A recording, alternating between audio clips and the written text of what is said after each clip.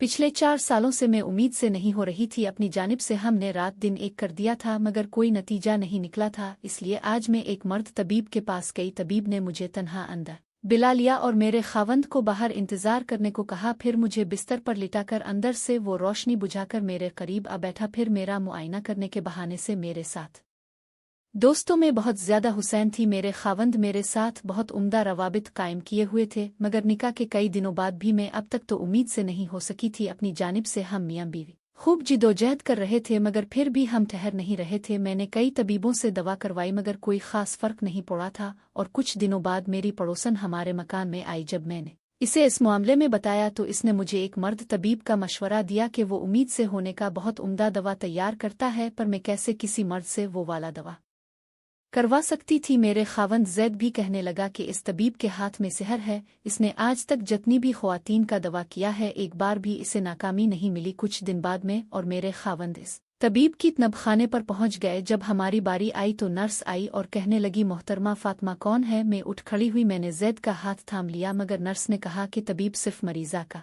मुआयना करता है, मरीजा के साथ किसी को भी अंदर आने की इजाज़त नहीं है। ये सुनकर तो मैं और भी ज्यादा बरहम हो गई थी। मैं चाहती थी कि जैद मेरे साथ तबीब के पास जाए। जैद ने मुझसे अपना हाथ छुड़ाया और मुझे कायल करने लगा कि जाओ, तबीब की हर बात को तवज्जो से सुनना और इसे दुरुस्त जवाब देना। घबराने की कोई बात नहीं है। मगर मैं बहुत मशकूक थी। खैर मैं इस नर्स के साथ तबीब के कमरे तक पहुंची। सामने तबीब को देखकर मैं कुछ शशदर हुई थी। तबीब तो जवान शख्स था, यही कोई जैद की उम्र का था। पहले तो इस तबीब ने मुझे ऊपर से नीचे तक बड़ी तवज्जो से देखा, फिर कहने लगा, निकाह को कितने साल बैठ गए हैं? फिर पूछने लगा, खावंद से रवाबित कायम करते वक्त मजा आता है? मैंने तबीब को देखा, मुझे समझ नहीं आ रहा था कि मैं इस सवाल का क्या जवाब दूं। शर्म की वजह से मेरी निगाहें झक गई थीं। तबीब ने अगला सवाल किया, क्या उम्मीद से होने के लिए घर से अद्वियात इस्तेमाल कर रही हो? मैंने कहा, पिछले 3 साल से। तो तबीब ने कहा, किया इससे पहले तुम कभी हामला हुई हो? मैंने कहा कि निकाह के 1 साल बाद ही मैं हामला हुई थी मगर मैं इस बच्चे को दुनिया में नहीं ला पाई थी क्योंकि मेरा पहला बच्चा दुनिया में आने से पहले ही मेरे पेट में मर गया था। मेरी बात सुन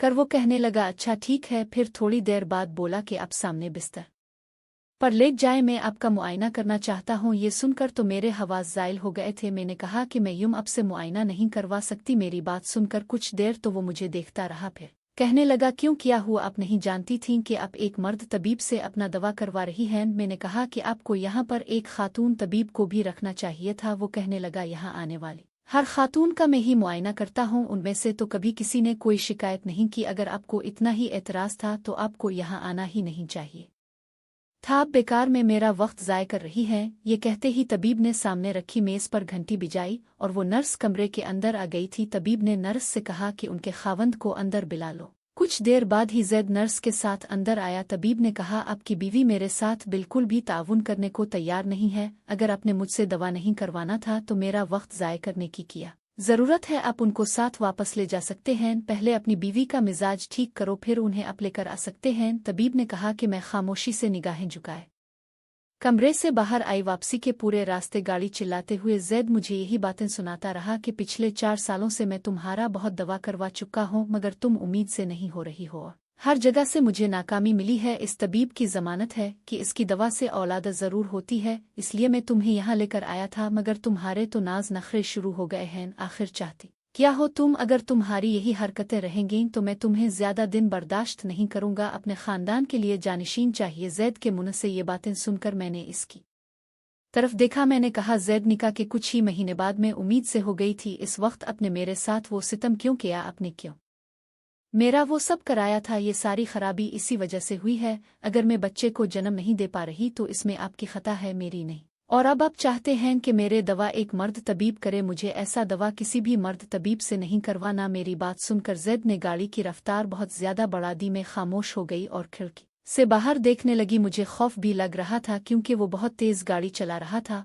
और क्योंकि वो बहुत जज्बात में था। उन 4 सालों में मैं इसे अच्छी तरह से पहचान गई थी कि मेरा किसी बात पर इख्तिलाफ जाहिर करना जैद को गुस्सा दिला देता है और मैं जैद का गुस्सा झेलने के लिए मजबूर थी। उसके अलावा मेरे पास कोई दूसरा रास्ता नहीं था। मैं एक बहुत ही मुफलिस घराने से थी। वैसे तो मैं अपनी चची खालू की इकलौती प्यारी थी। एक इकलौते बच्चे का जो लाड प्यार होता है वो मुझे नहीं मिला था हमारे मकान में, तो मैंने हमेशा इफलास ही देखी थी। जैद खामोशी से गाड़ी चला रहा था और मैं भी ख्यालों में गुम थी। मैं ख्यालों की दुनिया में एकदम से चौंक कर निकली थी क्योंकि गाड़ी मकान के सामने बड़ी जोर की ब्रेक लगाकर रुकी थी। मेरे उतरने से पहले ही जैद गाड़ी से उतरा और गाड़ी का दरवाज़ा बड़े जोर से बंद कर दिया और मकान के दरवाजे की तरफ बढ़ने लगा। ये देखकर मैं समझ गई थी कि आज मेरी बुरी हालत है। मुझे तो ये शख्स कोई जहनी बीमार लगता था। जब से मेरी निकाह हुई थी मुझे जिंदगी में कोई खुशी नसीब नहीं हुई थी। मुझे ये बात समझ नहीं आती थी कि कब कोई बात इस शख्स के तबीयत के खिलाफ हो जाएगी और ये मेरी जिंदगी को अजाब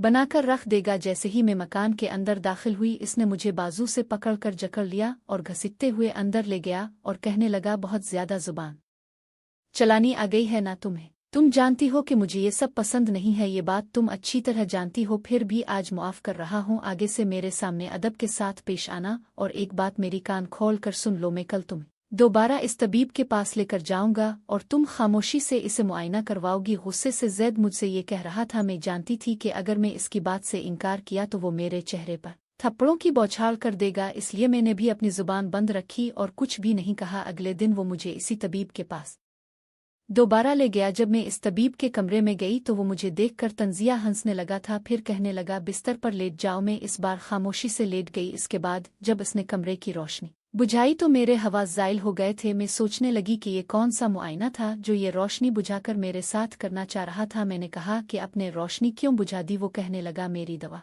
का यही तरीका है। ये कहकर तबीब मेरे पास आ गया। इस कमरे में हल्की हल्की से रोशनी थी, वो भी शायद खिड़की से आ रही थी। मेरा दिल बुरी तरह से धड़क रहा था।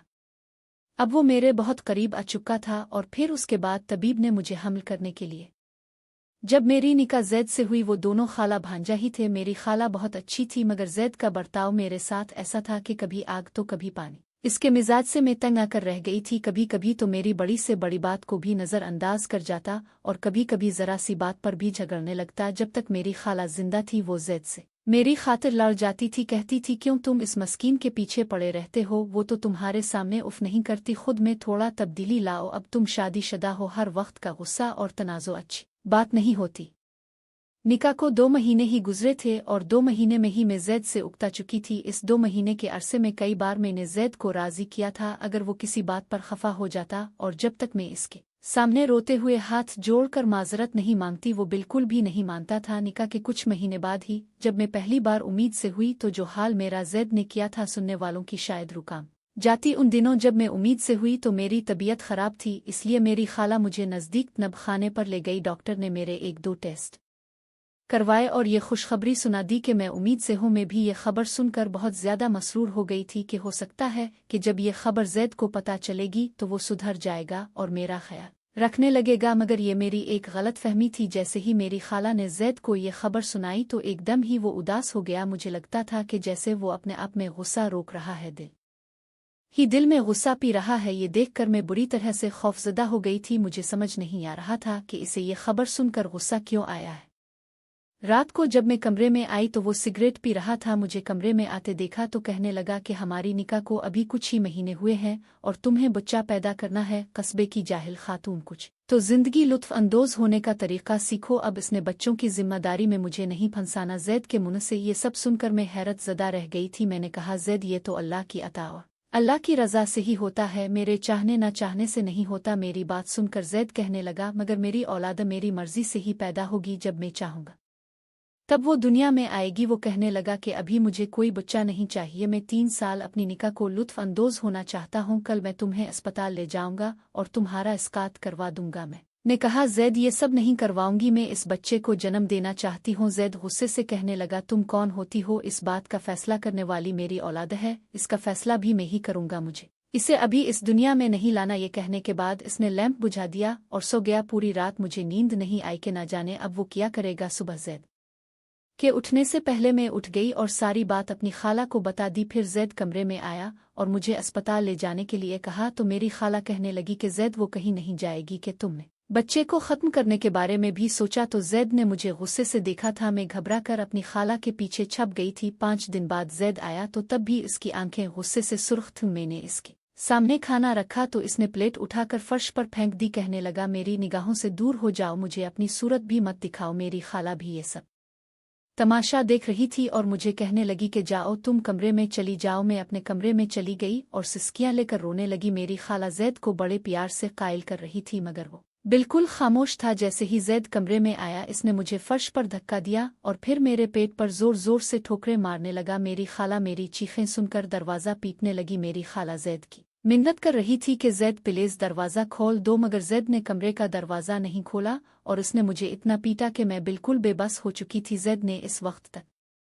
दरवाज़ा नहीं खोला जब तक कि इसने मेरे अंदर से वजूद को ख़त्म न कर दिया। मेरी आंखों से आंसू बह रहे थे। फिर जैद ने कमरे का दरवाज़ा खोला और कमरे से बाहर चला गया। मेरी खाला दौड़ती हुई मेरे पास आई मगर मेरी हालत देखकर बुरी तरह से घबरा गई थी। मुझे लग रहा था कि मैं आज ही मर जाऊंगी। मेरी खाला रो रही थी। मेरी खाला ने फ़ोन करके एम्बुलेंस को बुलाया और मुझे अपने साथ अस्पताल ले गई। एक हफ्ता में अस्पताल में रही और उसके बाद में मकान वापस आ गई थी। जैद ने मुझसे बिल्कुल भी बात नहीं की, मुझसे गुफ्तगू बंद कर दी थी। जो कुछ भी जैद ने मेरे साथ किया था, मेरा दिल चाहता था कि मैं इस पत्थर दिल शख्स की शक्ल भी ना देखूं। मुझे अपनी गलती का बुरी तरह से एहसास हो रहा था कि मैं अपनी चची की बात मानकर कुछ पढ़ लिख लेती तो मुझे ये दिन नहीं देखना पड़ता। मेरे सर पर हाथ रखने वाला मेरा खालू ना था। जैद मेरी इसी मजबूरी का तो फ़ायदा उठा रहा था। मेरी खाला बहुत अच्छी थी मगर अब वो बूढ़ी हो चुकी थी। एक दिन जैद खुद ही मुझसे बात करने लगा। मेरा दिल नहीं किया कि मैं जैद से बात करूं, मगर फिर भी मैंने अपने दिल को तसल्ली देते हुए जैद से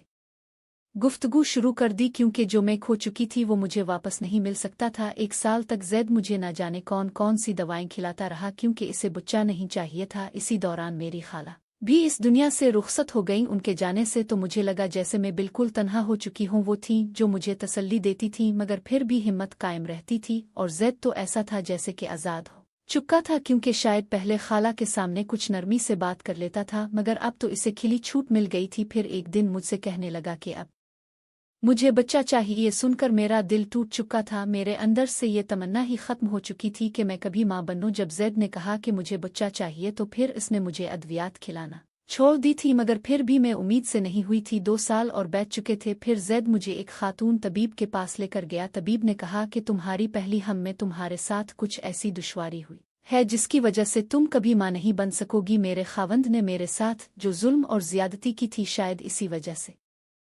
खुदा ने ये खुशी मुझसे छीन ली थी। और फिर मुझ पर यह राज भी खिल गया कि जैद को औलाद क्यों चाहिए। असल में मेरी खाला अपनी सारी मलकियतें जैद की बजाय अपने नवासे नवासी के नाम कर गई थीं। इसलिए जैद की जो भी औलाद होगी वही सारी मलकियतें की असली हकदार होगी। जब तक जैद की कोई औलाद नहीं होगी तब तक सारी मलकियतें हुकूमत के कब्जे में रहती और जैद को सिर्फ महदूद खर्चा दिया जाता। ये बात भी एक दिन जैद ने मुझसे झगड़ते झगड़ते कह दी थी और मैं समझ गई थी इसे औलाद से कोई दिलचस्पी भी नहीं है, इसे तो सिर्फ मलकियत चाहिए थीं जो इसकी खाला ने जैद की आने वाली औलाद के नाम की थीं। और फिर इस तबीब के बारे में जैद को मालूम हुआ जब मेरे पास आया और उसने मुझे एक इंजेक्शन लगाया जिससे मैं बेबस हो चुकी थी। मैं नहीं जानती थी मैं कितने दिन तक बेसीन रही, मगर जब मुझे होश आया तो मैं इस अस्पताल के एक निजी कमरे में थी। मेरे हाथ पर ड्रिप लगी हुई थी। कुछ देर बाद ही वही तबीब कमरे में आकर फोन पर किसी से बात कर रहा था। कह रहा था कि जी हाँ, सब काम ठीक ठाक हो चुके हैं। अरे आपकी बीवी उम्मीद से है और 9 महीने बाद वो एक बच्चे को जन्म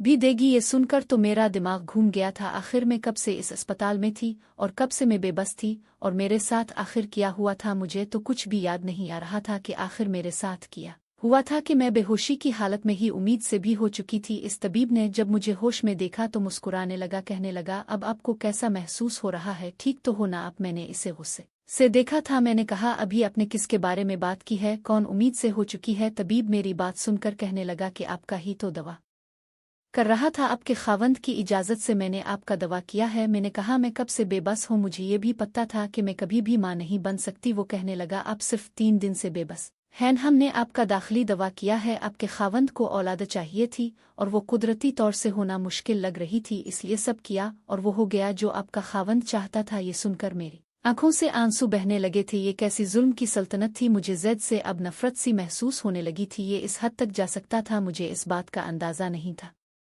मगर उसके बाद जो कुछ हुआ मैं हैरान हो गई थी। 9 महीने के बाद मैंने एक बेटे को जन्म दिया। जिस दिन मेरा बेटा पैदा हुआ इस दिन जैद अपनी दफ्तर में था। जब फ़ोन पर तबीब ने इसे ये खबर सुनाई तो जल्दी में अस्पताल पहुंच रहा था कि रास्ते में ही उसका एक हादसा हो गया। इस बच्चे को 1 मिनट देखना भी इसके मुकद्दर में नहीं था। मुझे इसके मर जाने का कोई गम ना था। जैद जिस तरह की बातें करता था, यानी खुद को खुदा से भी बढ़तर समझने लगा था। तो खुदा को ऐसे लोग बिल्कुल भी पसंद नहीं, क्योंकि जिंदगी और मौत सिर्फ खुदा का हक है। मैंने अपने बेटे को चूम कर सीने से लगा लिया था। जैद की तदफीन की गई मगर मेरे आँख से एक आंसू भी नहीं निकला था। जैद के जाने के बाद जिंदगी आहिस्ता आहिस्ता अपने रास्ते पर आने लगी थी। मैं अपने बच्चे की परवरिश में दिल और जान से लग चुकी थी। मेरी खाला ने मरने से पहले सारी मलकियतें अपने नवासे नवासी के नाम कर रखी थीं, जो कानूनी तौर से मेरे पास आ चुकी थीं, और अब मैं अच्छी खास जिंदगी गुजार रही थी। मेरे ख्याल में अक्सर नए शादीशुदा जोड़े यही कहते हैं कि कुछ दिन जिंदगी को लुत्फ अंदोज करते हैं, औलाद बाद में पैदा करेंगे, मतलब वो